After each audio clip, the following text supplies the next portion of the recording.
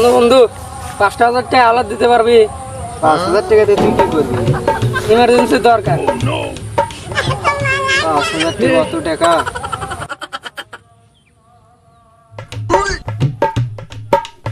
কবে দেবো নি? 4-5 দিনের ধরে দিয়ে দেবো। তাড়াতাড়ি দিস যা।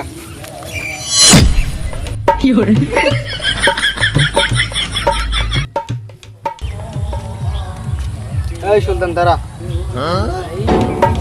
সেদিনকে টাকা হালাত দিছিলাম, বিপদে পড়ছিস দেখে তোর আমি টাকা হালাত দিচ্ছি। আমার বিপদের সময় তো তুই দেখছ না, আমার টাকা কই?